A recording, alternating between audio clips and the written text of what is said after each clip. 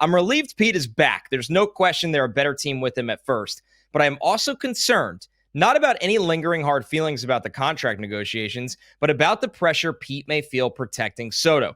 If we get to May and teams are consistently pitching around or walking Soto to get to Pete because he's not hitting, you can cue the boo birds and all the talking heads on the radio saying he's not clutch, and then it can all spiral from there. Am I right to be worried? Or do you think the home run against the Brewers slayed a lot of those demons for Pete and for Mets fans? Really interesting question here, Joe. And when you kind of look at it, I think people forget because of the way he performed in the playoffs, and notably that Brewers home run.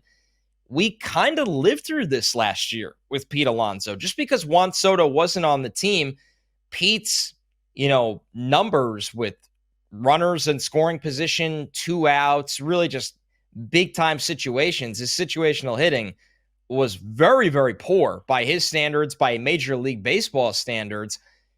I think, if anything, you would think this helps him.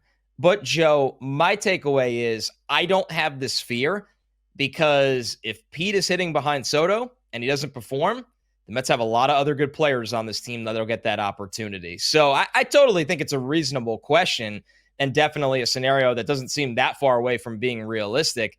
But the bottom line is the Mets are a deep, deep roster for a reason. I understand the question, as you said, Connor, but I think ultimately this is not like when the Mets went to face the Yankees and they walked Juan Soto and Aaron Judge every time because J.D. Davis was batting behind them. If teams want to walk Juan Soto just to get to Pete Alonso, all right, you're going to have Mark Vientos behind him. You're going to have Brandon Nimmo behind him.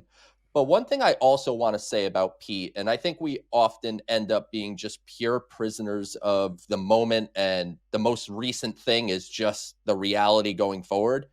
Pete is not this historically unclutch player. In fact, he's had plenty of clutch moments throughout his Mets career, even as recent as, the 2022 season. And 2023 didn't go so well for the Mets as a team, but Pete had some clutch moments in that season as well. So I think 2024 in a lot of ways feels a little outlier-ish. And I don't know if it would be wise for too many teams to have Francisco Lindor leading off, which Carlos Mendoza confirmed today at his opening press conference that Lindor will be the leadoff hitter. And if Juan Soto bats second, like you and I hope, you could have 2 guys on base. And I don't think teams are going to be just begging to get to Pete Alonso in that situation. That's right. I mean, as much as you think of the scenario of Pete not coming through, on the flip side of it for the other team, they're sitting there and thinking, like, Pete Alonso hit a career low, obviously not counting 2020, which wasn't a real season, a career low 34 home runs last year. And before that, 46, 40, 37 in 2021, which was a year he still had an 863 OPS, obviously 53 his rookie season. I think Pete's over-under, as I was looking at it today, is landing right around 37.5. Say Pete Alonso hits 36 to 38 home runs, and he consistently has somebody on base, one of Francisco Lindor or Juan Soto. That's a scary proposition for the opposition. So, yes, there probably will be moments of frustration because Pete does go through these lulls where he's striking out or he's hitting into double plays.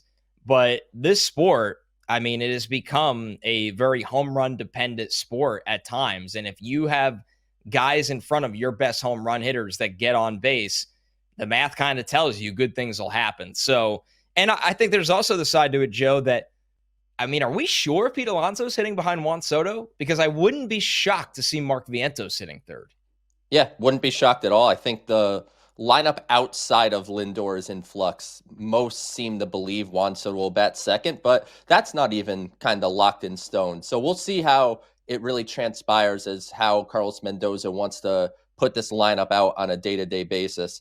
But Pete Alonso, I don't think there's going to be, as you said, too many teams that are going to be purposely walking Juan Soto to get to him. But hey, Juan Soto is going to take his walks, and that's one thing that we have to accept as Mets fans. And I think I really want to hammer that home kind of going into the season. I don't want to hear Mets fans complaining that Juan Soto walks too much because I can already see it happening. We didn't pay him $765 million to walk. That's just a big part of his game, and the beneficiary of it will be Pete Alonso, Mark Vientos, Brandon Nimmo, however they put that lineup together, they're all going to be beneficiaries of Soto doing that.